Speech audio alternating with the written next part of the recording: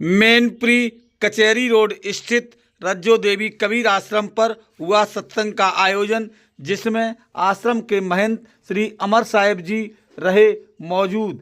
दिए क्रांतिकारी अनमोल प्रवचन। आइए उनके प्रवचनों को सुनते हैं।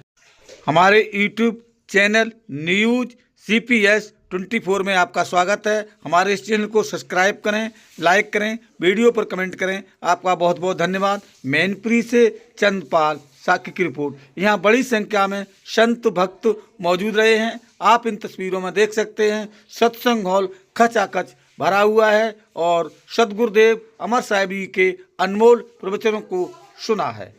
शिक्षा भी दी जाती थी।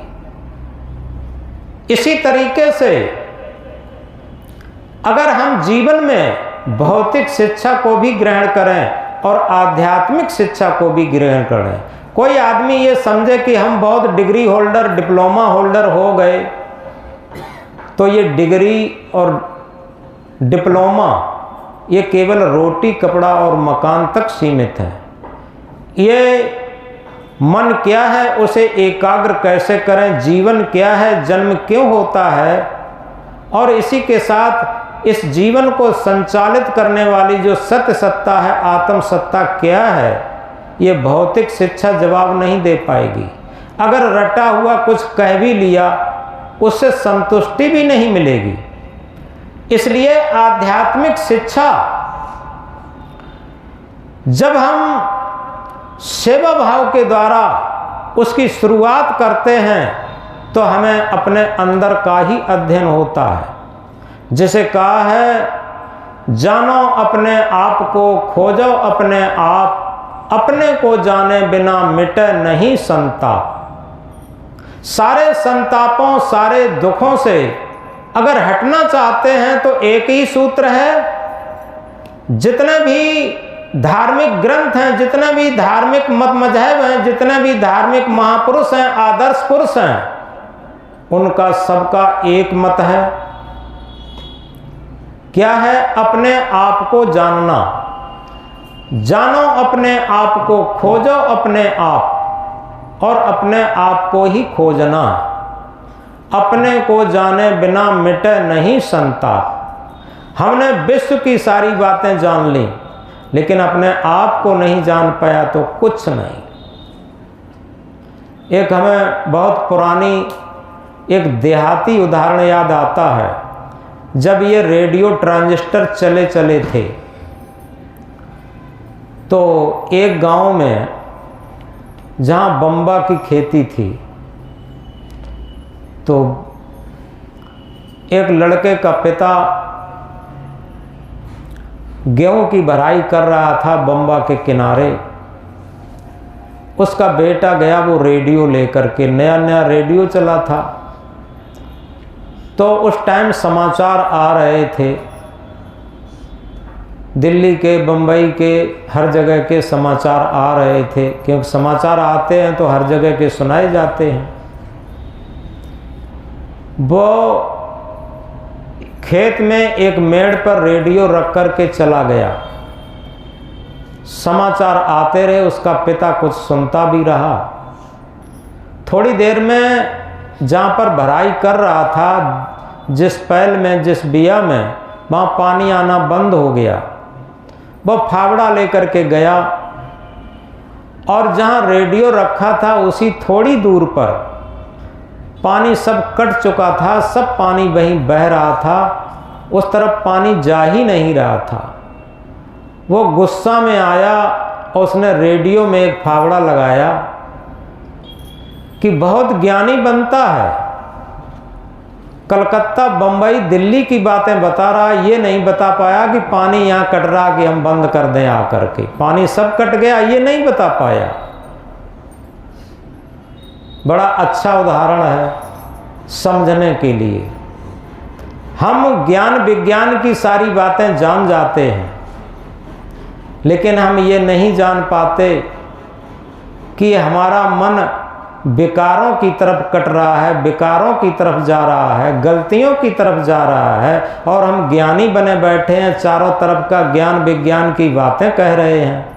उस रेडियो की तरीके से रटी हुई जो उसमें आ रहा है वो सब कह रहा है। इसी तरीके से हमारे मन में जो फीडिंग हो चुकी है, टेप हो चुकी है, किसी किसकी मन में बहुत बहुत सारे ग्रंथ याद कर लिए जाते, क्योंकि जिस तरीके से चिप में भरा जाता है ऐसे ही ये मन चिप संसार में सबसे बड़ी चिप है। इसमें सारे संसार का ज्ञान भरा जा सकता, बहुत बड़ी चिप है। और इसमें भरा हुआ ज्ञान सब कह दिया जाए, लेकिन उससे ये नहीं जान पाएंगे कि इस शरीर के अंदर ही जो ड्राइविंग सत्ता है, सत्य सत्ता है, आत्म सत्ता है, वो कहाँ है। तथा दूसरी बात, ये मन फिर सारे ज्ञान विज्ञानों को जानता हुआ हमारे न चाहने पर भी ये चंचल बना रहता, चोर बना रहता, शुद्ध ठगहार बना रहता। वो क्यों बना रहता? सबसे बड़ी बात ये। तो कबीर साहब कहते हैं, मन के मते न चालिए, मन के मते अनेक, जो मन पर असवार है सो साधु कोई एक। सच्चा साधक, सच्चा भक्त, सच्चा संत वही है जिसका मन अपना कंट्रोल में है, इथार में। 10 इंद्रन पे मन है राजा, मन बस होए सिद्ध सब काजा। ये 10 इंद्रियों पर मन एक शासन करता है। अगर मन न हो तो आंख भी नहीं खुलेगी, हाथ भी नहीं चलेगा, पैर भी नहीं चलेगा। ये सब मन से संलग्न होकर के ही चलते हैं, मन से प्रेरणा पा करके ही चलते हैं। और उस मन को हम जीवन भर नहीं समझ पाते। जब उस मन को भी नहीं समझ पाते तो आखिर जैसे आत्म परमात्मा कहते हैं उसे क्या समझेंगे। इसलिए जो हमने शुरू में महामंत्र कह रहे थे, जिन जिन संभल ना कियो असपुर पाटन पाए, झाल परे दिन आथवे संभल कियो न जाए। यथार्थ में अगर सही पूछा जाए, मानव जीवन प्राप्त करने के बाद हमारा जो वास्तविक लक्ष्य है वो यही है, क्योंकि सृष्टि का श्रम और प्राणी मनुष्य अगर देखा जाए तो सबसे दुखी ये मनुष्य ही ज़्यादा है। सुबह उठते ही आप बाहर निकल जाइए तो जो जंगली जानवर हैं, अभी कहीं कहीं थोड़ा जंगल बचे हैं, वहाँ देखें जाकर के, खरगोश दौड़ रहे हैं, हिरन भाग रहे हैं बड़ी आनंद में, और जितने जंगली जानवर हैं सब भाग रहे हैं। पपिया बोल रहे हैं, मोर बोल रहे हैं, फूलों पर भंवरे मंडरा रहे हैं, पतंगें वो तितलियां इठला रही हैं। ये देखो सब उसी तान में हैं, अपनी अपनी मस्ती में, अपनी अपनी निश्चिंती में। लेकिन पता नहीं इस आदमी को क्या हो गया, ये रात दिन कुड़ता और कहकता है, रात दिन टेंशन और चिंता में चला जाता। और अगर सही तरीके से निष्कर्ष निकाला जाए, जिसे सृष्टि का सिरमौर प्राणी मनुष्य कहते हैं, वही सबसे दुखी प्राणी है। आखिर इस बात को समझना ही आध्यात्मिक विद्या है। दुख क्या है और दुख का कारण क्या है और दुख का निवारण क्या है, क्योंकि हम दुख को ही नहीं समझ पाते। सबसे पहले समझना तो यही है, दुख क्या है। दुख का कारण जब समझ में आएगा तभी निवारण भी समझ में आएगा। सदगुरु ने बीजक में कहा है, बहुत दुख दुख दुख की खानी, तब बचे हो जब राम है जानी। बहुत दुख, 3 बार दुख कहा। हमारे पास 3 साधन हैं, तन मन वचन। और तीनों साधन हमारे दुख में लगे हुए हैं। तन के 3 पाप हैं, चोरी, हिंसा, व्यभिचार। जब तक हम चोरी, हिंसा, व्यभिचार करते रहेंगे दुख से नहीं छूटेंगे। मन से 4 पाप हैं, छल, ईर्षा, मान, कपट। अगर छल, ईर्षा, मान, कपट करते रहेंगे दुख से नहीं छूटेंगे। और वचन से 3 पाप हैं, गाली, निंदा, झूठ। हम गाली, निंदा, झूठ का सहारा लेकर चलेंगे दुख से कभी नहीं छूटेंगे। कबीर साहब ने 3 बार दुख कहा, और इसे दूसरे शब्दों में कहें, 10 दोषी करण तन मन वचन, गुरु इन्हें समझाते हैं, जो नहीं इनका त्याग करे सो अंत समय पछताते। हमारे तन, मन और वचन से 10 दोष होते हैं, और इन 10 दोषों को जब तक हम त्याग नहीं करेंगे तब तक हम दुख से नहीं बच सकते। तो हम कह रहे थे दुख क्या है? हमारे ये तन, मन, वचन के दोष ही दुख हैं। अगर ये बात समझ में आ गई, इन दोषों को त्यागने के लिए हमने कमर कस ली, तो निश्चित है हम दुख को समझ करके उसका निवारण करना शुरू कर दिए। तो इसलिए दुख क्या है और दुख का कारण क्या है और दुख का निवारण क्या है, इन 3 चीजों को अगर हमने समझ लिया तो समझो हमारा दुख से सुख की, हमारी दुख से सुख की ओर यात्रा हो गई, हमारी बंधन से मुक्ति की ओर यात्रा हो गई, हमारी भौतिक से आध्यात्म की तरफ यात्रा हो गई, हमारी बंधन से मुक्ति की तरफ यात्रा हो गई, हमारी अशांत से शांति की तरफ यात्रा हो गई। जब हम अशांति को समझ लेते हैं तो अशांति को छोड़ने के लिए भी तैयार हो जाते हैं, लेकिन हम अशांति को समझते ही नहीं कि आखिर ये अशांति आ कहाँ से रही, दुख आ कहाँ से रहा, ये टेंशन आ कहाँ से रहा, क्योंकि हमारे अंदर इतनी सजगता नहीं, सावधानी नहीं। और इसीलिए कबीर साहब ने कहा, संतो घर में झगड़ा भारी, रात दिवस मिल उठ उठ ढावें, 5 ढोटा एक नारी। संतो घर में झगड़ा भारी, यानी हमारे घर में ही, इस शरीर रूपी घर में ही झगड़ा पड़ा है। 5 ढोटा एक नारी, नारी क्या है? वासना, और इसके 5 बेटा हैं, क्या? काम, क्रोध, लोभ, मोह, अहंकार। ये आपस में सब रोज लड़ रहे हैं और अपनो अपनो भोजन चाहे 5 अधिक स्वादी, कोई काल को हटा न माने 5 अधिक स्वादी, यानी कोई किसी का कहा नहीं मानता। तो इस तरीके से सदगुरु कबीर साहब बाहर का उदाहरण देकर के अपने अंदर की बात समझाते हैं, और यही इसी को आध्यात्म कहते। आध्यात्म का अर्थ यही है कि आत्मा के तल पर जो भी सत्य की खोज होती है उसे हम आध्यात्म कहते हैं। मन की गुलामी में जिया हुआ जीवन, इंद्रियों की गुलामी में जिया हुआ जीवन, ये भौतिक जीवन है। इसीलिए कहा,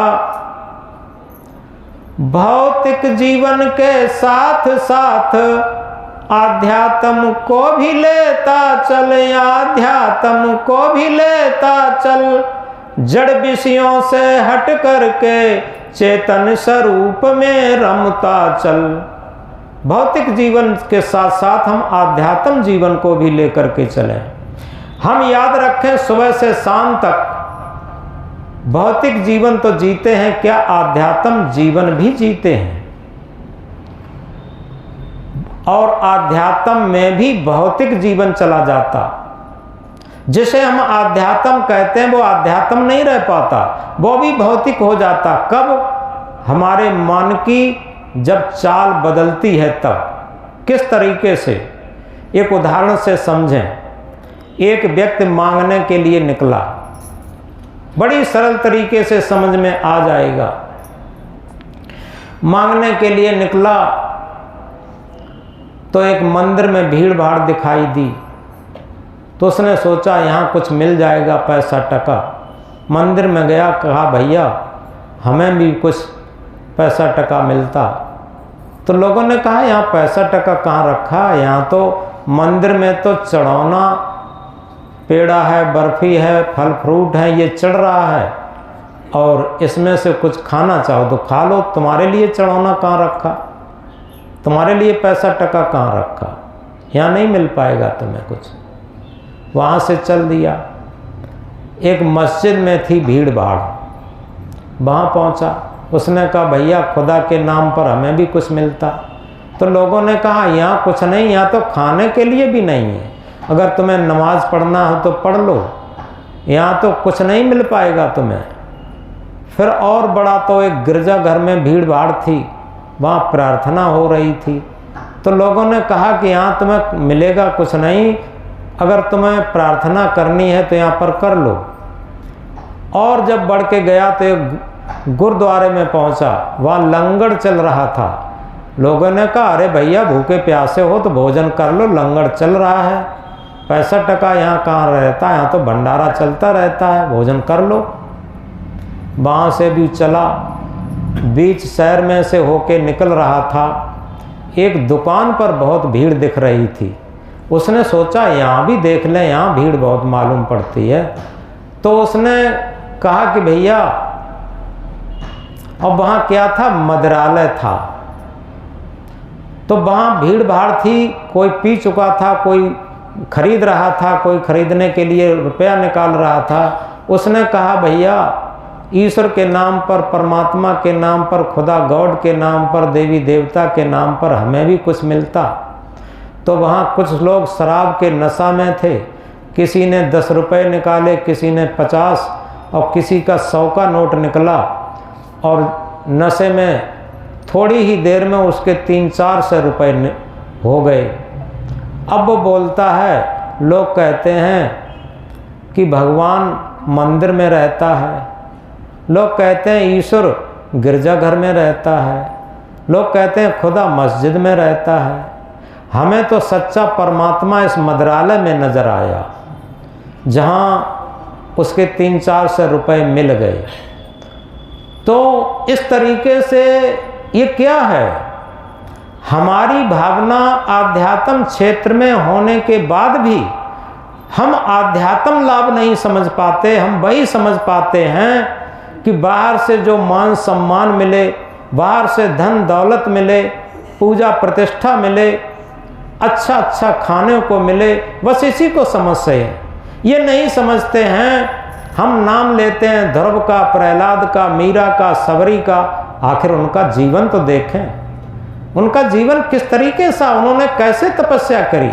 नाम लेते हैं सदगुरु कबीर साहब का, नाम लेते हैं भगवान बुद्ध का, महावीर स्वामी का, इनका नाम लेते हैं, लेकिन उनके जीवन को तो देखिए, कितनी तपस्या की उन्होंने, किस तरीके का आदर्श स्थापित किया, कितना भक्ति मार्ग, त्याग मार्ग, वैराग्य मार्ग से चल करके अपने जीवन को तपा करके और अपने जीवन को महान बनाए।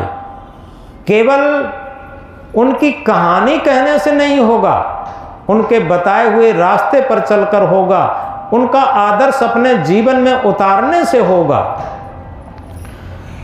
तो इस प्रकार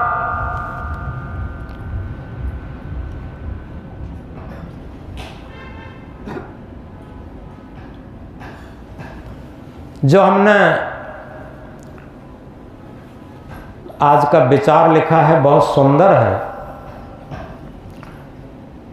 हम अपने सच्चे धन को पहचाने, जो हमारा वर्तमान का भी जीवन सुखी शांत रह सके और हमारे साथ शुभ संस्कारों की पूंजी जा सके।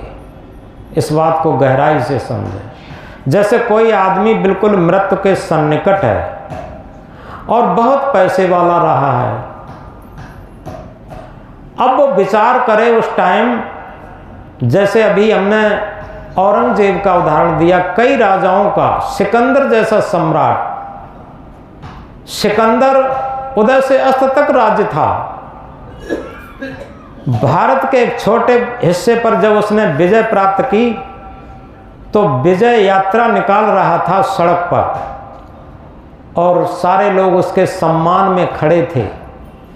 लेकिन एक संतों की टोली निकल रही थी, 4-5 संत। सारा रोड खाली हो गया था, लेकिन अचानक कहीं से संतों की एक टोली आ गई। 4-5 संत निकल रहे थे और वो बीच में ही निर्भीकता से चले आ रहे थे। सिकंदर बीच रास्ते से जा रहा था। उसे बहुत आश्चर्य हुआ सिकंदर को कि ये कैसे लोग हैं, हमारी डर की वजह से सारा रोड खाली हो गया और ये लोग सामने से चले आ रहे हैं, न प्रणाम करते हैं न नमस्कार करते हैं, कुछ नहीं करते। तो सिकंदर ने अहंकार में कहा, क्या तुम लोग मेरा नाम नहीं जानते? तुम लोग मेरे को नहीं जानते? तो उनमें से एक बूढ़े संत ने क्या कहा कि हम आपसे अच्छी तरीके से परिचय है और आपको हम अच्छी तरीके से जानते हैं। तो सिकंदर ने कहा कि अच्छी तरीके से जानते हो? उसे ताज्जुब हुआ, ये जानते भी हैं और इतनी निर्भीकता इनके अंदर है, क्या जानते हो मेरे बारे में?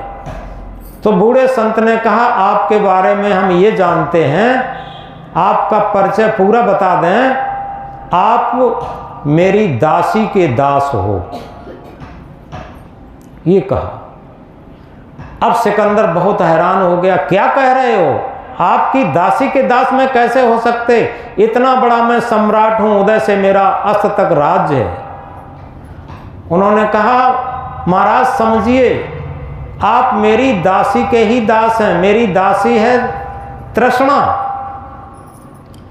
मेरी दासी तृष्णा है। तृष्णा को मैंने अपनी दासी बना लिया है और उस तृष्णा के आप दास हैं। क्योंकि जिसके अंदर तृष्णा नहीं होती वो कभी भी किसी राज्य पर चढ़ाई नहीं करता और किसी के रोटी रोजी नहीं छीनता, किसी के हक को नहीं छीनता। आप मेरी तृष्णा जो मेरी दासी है उसी के दास हैं, उसके गुलाम हैं। अगर गुलाम न होते तो इतना हत्याहरण नहीं करते, दूसरे की रोजी रोटी नहीं छीनते फिरते, क्योंकि तुम्हें अपनी रोजी रोटी से संतुष्ट रहना चाहिए। इतनी निर्भीक जब बात सुनी तो राजा सिकंदर नतमस्तक हो गया और वहीं से भारत में उसने युद्ध छोड़ दिया और उसे बहुत बड़ी जागृति मिली। तो यथार्थ में ये बात गहराई से समझें, तृष्णा है कि डाकिनी की जीवन को काल और निस्दिन चाहे जीवन करत बेहाल। ये तृष्णा डाकिनी हमारे जीवन को बेहाल कर देती और की चाह करके। गरीब वो नहीं है जिसके पास धन दौलत कम है, गरीब वो है जिसकी और की धधकती चाह बढ़ती चली जा रही।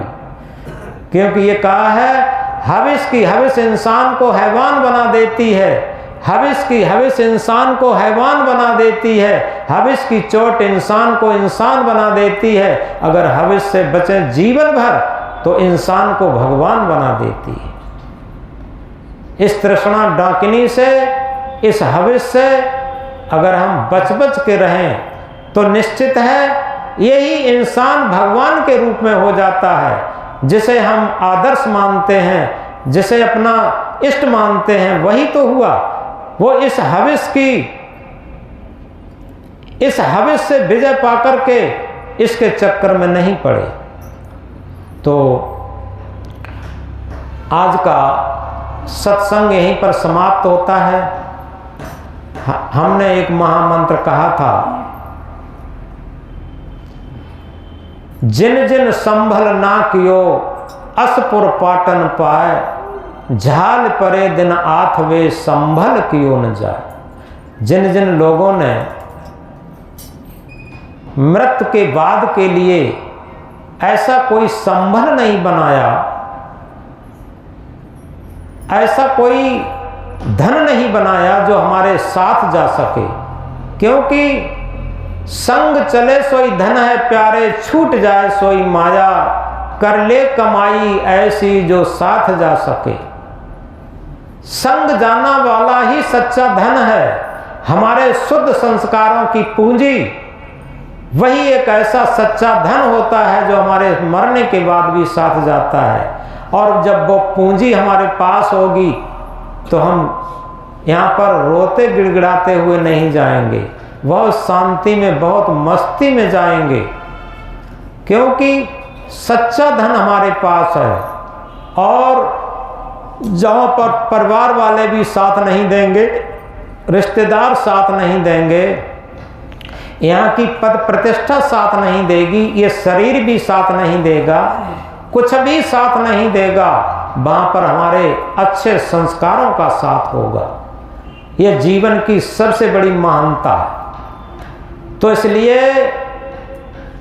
सदगुरु तेरे ज्ञान ने इंसान बना दिया, इंसान बना दिया, जीना सिखा दिया, जीना सिखा दिया, मरना सिखा दिया।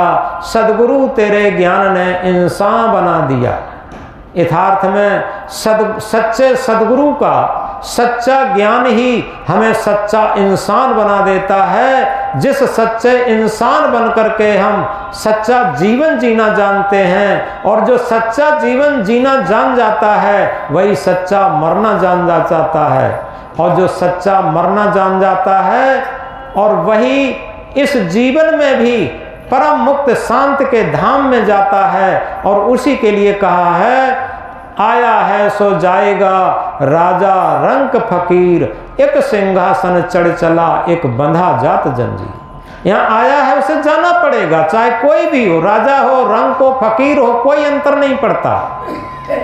लेकिन सबसे बड़ा अंतर है, एक सिंहासन चढ़ चला, एक उसी शुभ संस्कारों के सिंहासन पर बैठ के जाएगा, भक्ति के सिंहासन पर बैठ के जाएगा, शांति के सिंहासन पर बैठ के जाएगा, और एक वासना की कड़ी जंजीर और हथकड़ी बेड़ी में बंध के जाएगा। ये अंतर होगा।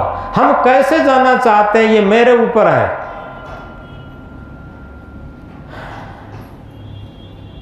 तो आज की बात यहीं पर ख़त्म होती है।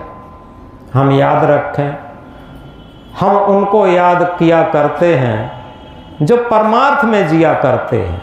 हम उनको याद किया करते हैं जो परमार्थ में जिया करते हैं। अगरबत्ती की तरीके से सुलग कर भी खुशबू दिया करते हैं।